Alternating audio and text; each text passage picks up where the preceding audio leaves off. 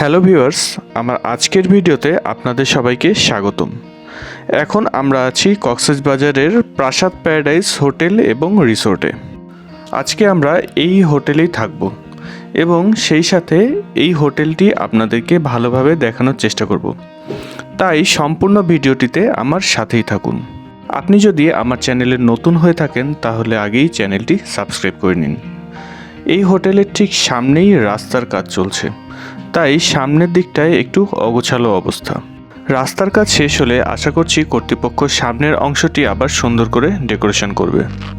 এই হোটেলের একটি বিশেষত্ব হচ্ছে এখানে দুই ধরনের আবাসন ব্যবস্থা আছে। একটি 7 তলা বিশিষ্ট টাওয়ার বিল্ডিং এবং 2 তলা বিশিষ্ট 10টি কটেজ আছে। এই কটেজে থাকার ব্যবস্থা সাধারণত কক্সবাজারের বিচের আশপাশের হোটেলগুলোতে দেখা যায় না। এটি হচ্ছে হোটেলের রিসিপশন ডেস্ক এবং এখানে চেক আউটের টাইম মেনশন করা আছে, সাথে ব্রেকফাস্টের টাইমও মেনশন করা আছে। এখানে চেক আউট টাইম হচ্ছে সকাল 11টা এবং চেক ইন টাইম দুপুর 12টা। চেক ইন টাইম দুপুর 12টা হলেও রুম খালি থাকা সাপেক্ষে আর্লি চেক ইনের ব্যবস্থা আছে। তাছাড়াও এখানে বসা বা অপেক্ষা করার জন্য অনেকগুলো সোফার ব্যবস্থা আছে। আমরা এখানে থাকবো 3 জন অ্যাডাল্ট এবং 1 জন চাইল্ড, সেজন্য আমরা ডিলাক্স ট্রিপল বেডের রুম নিয়েছি। ট্রিপল বেডের রুম কটেজে নেই, তাই আমাদেরকে বাধ্য হয়েই টাওয়ার বিল্ডিংয়েই নিতে হয়েছে এবং এই রুমের জন্য আমাদেরকে ভাড়া দিতে হচ্ছে 4,300 টাকা। এর মধ্যে 3 জনের জন্য কমপ্লিমেন্টারি ব্রেকফাস্ট অন্তর্ভুক্ত। চলুন এখন আপনাদের আগে আমাদের রুমটা ঘুরে দেখাই। আমাদের রুম নাম্বার 401 এবং এটি টাওয়ার বিল্ডিংয়ের 4th ফ্লোরে অবস্থিত। দরজার পেছনেই হোটেলের নিয়মকানুন সম্পর্কে একটি নির্দেশিকা দেওয়া আছে এবং রুমে ঢুকে বাম দিকেই প্রথমেই টয়লেটটি আপনাদেরকে পরে দেখাচ্ছি। রুমে একটি 32 ইঞ্চি এলইডি টিভি আছে। টিভির ঠিক নিচেই একটি টেবিলের মতো জায়গা আছে, কিন্তু কোনো চেয়ারের ব্যবস্থা নেই। তার পাশে একটি বড় মিরর এবং তার পাশেই আলমারি আছে। আলমারির নিচেও বেশ কয়েকটি চেম্বার আছে, এখানে ব্যাগ বা জুতা বা অন্যান্য জিনিসপত্র রাখা যায়। আলমারির সামনেই ডাবল সিটের সোফা আছে এবং সোফার সামনে একটি সেন্টার টেবিল আছে। এই হচ্ছে বেডের অ্যারেঞ্জমেন্ট, একটি ডাবল বেড এবং একটি সিঙ্গেল বেড। দুটি বেডের মধ্যেখানে একটি ছোট টেবিল আছে এবং এই টেবিলে ল্যান্ডফোন আছে। রুমের এক সাইডে গ্লাসের ওয়াল আছে এবং এখানে একটি পাল্লা খোলা যায়। এই সাইডটি হচ্ছে সি সাইড। এই রুমের ঠিক সামনেই একটি ঝাউবন আছে। এই ঝাউবন না থাকলে আমরা রুম থেকেই সমুদ্র দেখতে পেতাম। এই সাইডে গ্লাস থাকার জন্য আমরা রুমে পর্যাপ্ত আলো পেয়েছি। আমাদের এটা হলো ডিলাক্স ট্রিপল বেডের এসি রুম এবং এখানে মিডিয়া ব্র্যান্ডের এসি ব্যবহার করা হয়েছে। এখন এক নজরে আপনাদেরকে ওয়াশরুমটা দেখিয়ে নিই। ওয়াশরুমে শাওয়ারের ব্যবস্থা আছে এবং সেই সাথে ঠান্ডা এবং গরম পানিরও ব্যবস্থা আছে। এখানে টয়লেটে হাই কমোড ব্যবহার করা হয়েছে এবং একটি বেসিন আছে।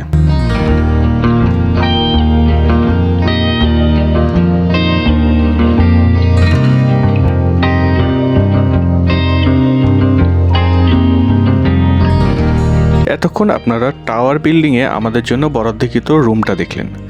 এখন আপনাদেরকে কটেজ এরিয়াটা ঘুরে দেখাই। প্রাসাদ প্যারাডাইস হোটেলের ঠিক সাথেই প্রাসাদ বারবিকিউ রেস্টুরেন্টের অবস্থান। এই রেস্টুরেন্টের বারবিকিউ আইটেমগুলো কিন্তু বেশ টেস্টি। আপনারা এখানকার খাবার অবশ্যই টেস্ট করে দেখতে পারেন। তাছাড়াও প্রাসাদ প্যারাডাইসের যে মেইন রেস্টুরেন্টটি সেটার নাম হচ্ছে সুরমা। এদিক দিয়েও এই সুরমা রেস্টুরেন্টে প্রবেশের একটি গেট আছে। এখানে কটেজগুলোকে হৈমন্তী, পৌষী, শ্রাবণী, ফাল্গুনী সহ বিভিন্ন রকম সুন্দর সুন্দর নাম দিয়েছে। এখানে আপনারা একতলা বা দোতলা যে কোনো ফ্লোরেই রুম ভাড়া নিতে পারেন। একতলার চেয়ে দোতলার রুম ভাড়া কিছুটা বেশি এবং আপনারা যদি বেশি সংখ্যায় আসেন তাহলে সেই ক্ষেত্রে পুরো একটি কটেজই ভাড়া নিয়ে নিতে পারেন। আমরা এখন সুইমিং পুলের কাছাকাছি চলে এসেছি। সুইমিং পুলের এখানে একটি আপনারা শাওয়ার স্পেস দেখতে পাচ্ছেন। যদি সমুদ্রে গোসল করে আসেন তাহলে আগে এখানে শাওয়ার নিয়ে তারপরে সুইমিং পুলে নামতে হবে। এই হলো প্রাসাদ প্যারাডাইসের সুইমিং পুল। সুইমিং পুলটি আয়তনে অনেক বড় না হলেও বেশ পরিষ্কার পরিচ্ছন্ন এবং কালারফুল। যারা সাঁতার জানেন না তাদের জন্য পর্যাপ্ত টিউবের ব্যবস্থা আছে। তাছাড়াও এই পুলের গভীরতা খুব একটা বেশি না, তাই এখানে নিশ্চিন্তে নামতে পারেন। সেই সাথে এখানে মিউজিকের ব্যবস্থা আছে। এখন আসি প্রাসাদ প্যারাডাইস হোটেল অ্যান্ড রিসোর্টের রুম এবং কটেজের ভাড়ার বিষয়ে। এখানে বিভিন্ন সিজন এবং গেস্টদের উপস্থিতির উপর ভিত্তি করে ভাড়া আপ ডাউন করে, তাই এক্স্যাক্টলি কোনো ভাড়ার অ্যামাউন্ট আপনাদেরকে জানাচ্ছি না।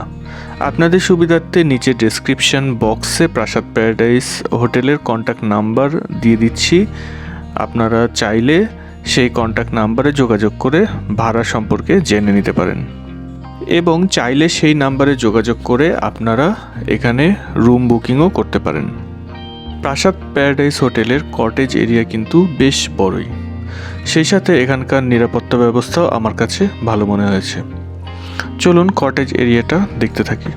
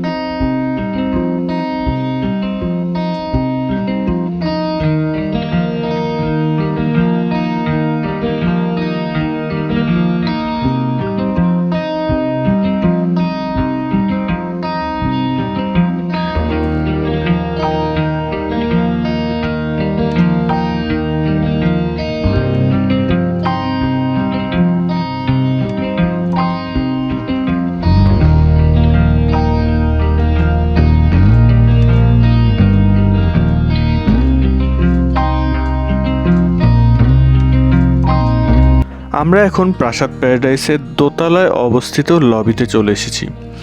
এই লবি থেকে কটেজ এবং সুইমিং পুলের সুন্দর একটি ভিউ দেখা যায়, কিন্তু এই লবিতে বসার জন্য কোনো চেয়ার বা সোফার ব্যবস্থা নেই।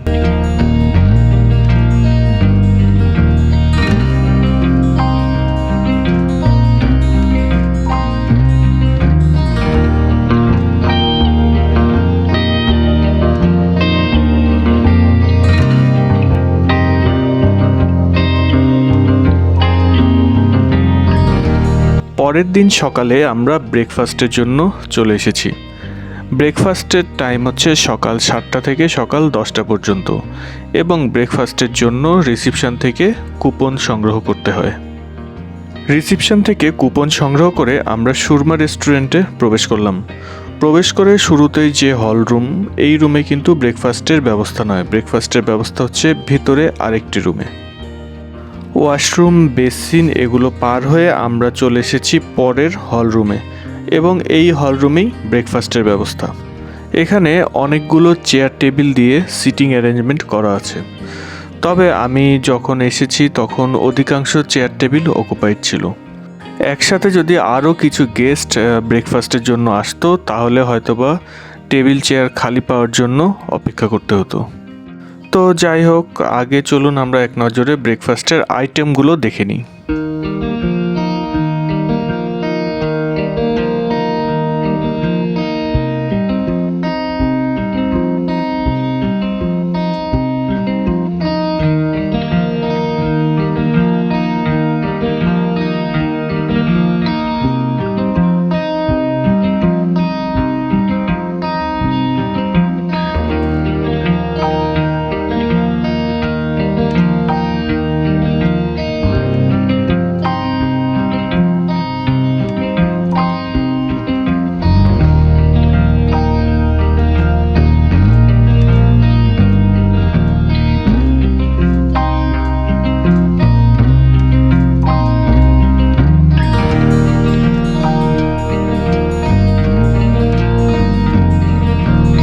প্রাসাদ প্যারাডাইস হোটেলের সবচেয়ে আকর্ষণীয় দিক হচ্ছে এটি ঠিক সি বিচের সাথেই অবস্থিত। হোটেল থেকে বের হলেই সামনে রাস্তা এবং রাস্তা পার হলে একটি ছোট ঝাউবন এবং তারপরেই সি বিচ।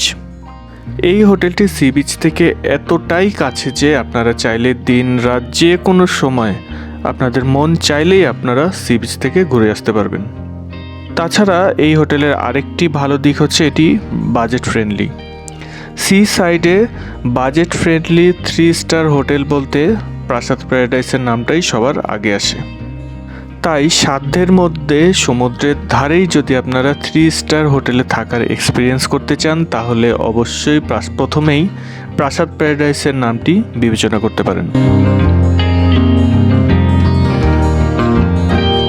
কেমন লাগলো আমার সাথে প্রাসাদ প্যারাডাইস হোটেল দেখতে তা কমেন্ট করে জানান।